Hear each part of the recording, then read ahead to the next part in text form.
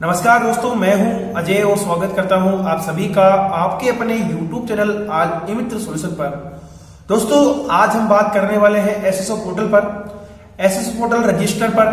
तो दोस्तों, हम ज्यादातर एसएसओ आईडी आधार कार्ड के द्वारा ही बनाते हैं, लेकिन दोस्तों यहाँ पर हाल में काफी बड़ा बदलाव हुआ है, जिसके कारण आप अब आधार कार्ड के द्वारा एसएसओ आईडी नहीं बना सकते।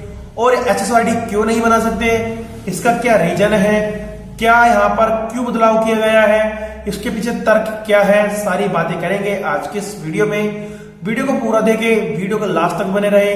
और अगर आपने अभी तक चैनल को सब्सक्राइब नहीं किया है, चैनल को भी सब्सक्राइब कर ले और साथ में बेल आइकन प्रेस कर ले, ताकि आपको आने वाले वीडियो की जानकारी मिलती रहे। तो दोस्तों, शुरू करते हैं आज का ये वीडियो। तो दोस्तों, हम बात करने वाले हैं आज एसएसओ पोर्टल के ऊपर कि जब हम एसएसओ आईडी बनाते हैं किसी बंदे की, किसी आवेदक की या किसी स्टूडेंट की, तो हम ज्यादातर आधार कार्ड के द्वारा ही एसएसओ आईडी बनाते हैं। लेकिन हाल में ही एक नया अपडेट हुआ है एसएसओ पोर्टल पर, जिसके माध्यम से आपको और मुझे भी काफी परेशानी हुई है। शायद आपको अगर पता नहीं है तो मैं आपको बता देता हूं कि एसएसओ पोर्टल पर अब आप आधार कार्ड के द्वारा एसएसओ आईडी नहीं बना सकते।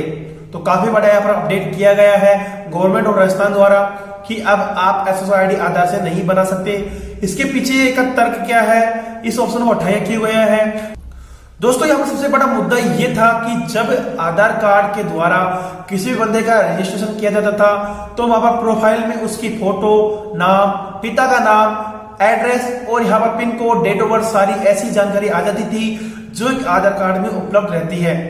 तो दोस्तों, यहाँ पर हुआ यूं कि काफी सारे फर्जी पोर्टल चल रहे हैं मार्केट में आधार प्रिंट को लेकर। और आधार प्रिंट पोर्टल पर जो भी बंदा आधार कार्ड प्रिंट करना चाहता था, वो करता क्या था कि वो एसएसओ पर जाकर अपनी एसएसओ आईडी बनाता था और उसको सेव करके वहां पर वेबसाइट पर अपलोड कर देता था। इसके माध्यम से जो आधार कार्ड का सेम डिट्टो बनकर तैयार हो जाता था, यानी कि जो आधार कार्ड में नाम, पिता का नाम, डेट ऑफ बर्थ और एड्रेस और आधार नंबर सारी चीजें होती है, तो वो सारी चीजें वहां पर ट्रांसफर की जा रही थी आधार प्रिंट पोर्टल पर, जो इलीगल था, फर्जी था और फर्जी आधार कार्ड तैयार किए जा रहे थे। तो काफी बड़ा यहाँ पर मुद्दा भी था कि इसको रोका कैसे जाए। यहाँ पर काफी सारे पोर्टल थे पहले जिनको बंद कर दिया गया था, जिसके मैं आपको नाम बता देता हूँ, एमपीटास, सेकंड महाडीबीटी और ऐसे काफी सारे पोर्टल है मार्केट में अभी, जिसके द्वारा आधार प्रिंट पोर्टल काम लिए जा रहे हैं। तो मैं सभी से रिक्वेस्ट करूंगा कि अगर आप भी किसी प्रिंट आधार पोर्टल का उपयोग लेते हैं तो प्लीज ना ले, क्योंकि ये सब इनलीगल है। अगर आप इनलीगल चीजों का उपयोग करोगे तो आपकी बनी बनाई इमेज भी खराब हो सकती है। दोस्तों, एसएसओ पोर्टल में रजिस्ट्रेशन करने का जो अपडेट था वो ये था। तो उम्मीद करता हूं कि दोस्तों आज का ये वीडियो आप लोगों को अच्छा लगा होगा। वीडियो अच्छा लगा है, वीडियो को लाइक कर लेना और अगर आपने अभी तक चैनल को सब्सक्राइब नहीं किया है, चैनल को भी सब्सक्राइब कर लेना।